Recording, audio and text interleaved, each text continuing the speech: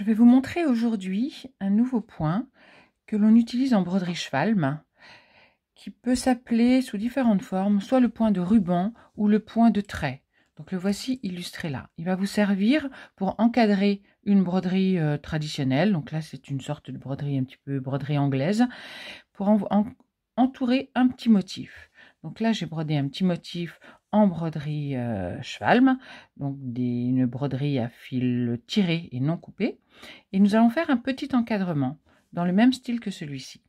Moi, je l'appelle communément en cours le point anti-Alzheimer. C'est un point un petit peu compliqué parce qu'en fait, on brode des points horizontaux et verticaux dans le but d'aller complètement dans le biais. Donc pour cela, vous allez prendre une aiguille à broder. Moi, j'ai pris une aiguille 26 bourrons avec un fil, un perlé 12 ou un fil rond. Vous pouvez le faire aussi avec 2 fils de moulinet. Je brode aujourd'hui sur une toile qui est assez lâche pour que vous voyez bien les points. C'est une toile de 10 fils au centimètre. Mais en fait, on peut l'utiliser comme on l'utilise régulièrement avec la Hardanger qui se brode sur une toile à 12 fils, 13 fils au maximum, 14 fils maximum. Mais la broderie Hardanger, c'est plutôt sur du 12 fils. Là, aujourd'hui, je vous fais un exemple sur du 10 fils pour que la toile soit plus lâche et qu'on voit bien les trous et les points. Tout d'abord, vous allez compter vos points, compter vos fils pour vous présenter à un nombre, à une hauteur suffisante pour pouvoir faire l'entourage sans mordre dans la broderie. Donc là, je vous propose de monter à 12 fils. Prenez l'habitude de broder, de compter un nombre divisible par 4 de fils. Donc je me suis attachée derrière ma broderie et là, je vais compter mes points. Donc, je viens me mettre au milieu et là, je vais compter mes fils. Donc, 1, 2, 3, 4, 5, 6, 7, 8, 9, 10, 11, 12. Je vais vérifier. Voilà, 12 fils. 12 fils au milieu. Et là, je sors. À partir de ce point de sortie, je vais compter. Alors, je vais me grossir un petit peu. Voilà, je vais compter 1, 2 fils à droite et 1, 2 fils en bas.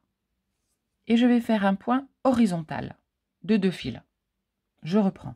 Je suis sortie ici, c'est-à-dire à 12 fils de mon motif.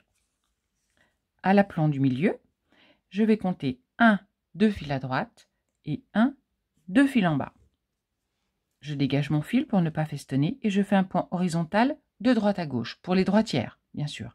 Là, je fais un exemple pour les droitières. Pour les gauchères, on partirait dans l'autre sens. Et je tire mon fil. Je pose mon pouce dessus pour dégager la vision. Et ensuite, je vais pointer avec mon aiguille le dernier trou, c'est-à-dire là où mon fil est passé pour la dernière fois de dessus vers dessous.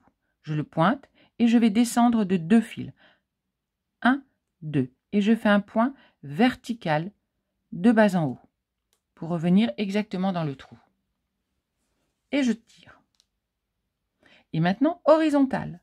Je pique mon aiguille dans le dernier trou et je me dégage de 2 fils. 1, 2. Et je reviens dans le trou. Et je tire un peu. C'est un point qui fait un petit peu comme un jour. Hein. Il fait partie des points à fil tiré et pas coupé. 1, 2. Donc vertical de bas en haut, puis horizontal de droite à gauche. Je pique et 1, 2 et je reviens exactement dans le même trou. Et on y va. Vertical de bas en haut, horizontal de droite à gauche. Et je vais comme ça, dans ce mode d'emploi-là, dans ce protocole, jusqu'à me trouver à la hauteur du milieu de cette partie-là. Où là, il va falloir que je tourne. On y va.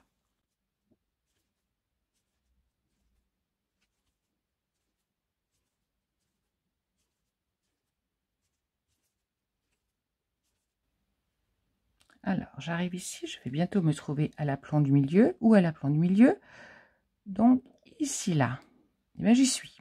Donc, si je suis à l'aplomb du milieu, vous voyez ma ligne. Tac, tac, tac. Mes 2 fils sont bien alignés, donc tout va bien. Je repique pour disparaître derrière. Pour avoir une ligne bien droite à partir du milieu de mon motif.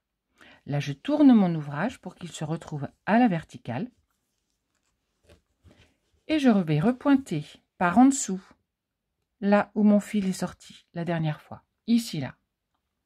Et je vais compter 1, 2 fils à droite, 1, 2 fils en bas, et je sors pour former le chapeau du haut. Donc je pique dans le chapeau du haut pour revenir à la pointe du chapeau du bas, c'est-à-dire de la deuxième partie. Et je tire un peu. Et on est reparti. Verticale de bas en haut. Je pointe, je descends de 2 fils et je fais mon point vertical de bas en haut. Et mon horizontal de droite à gauche. Et c'est reparti.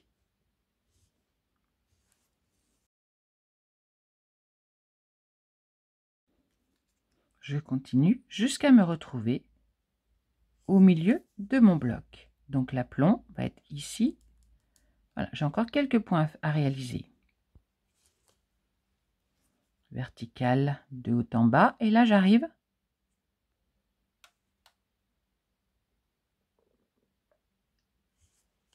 à l'aplomb.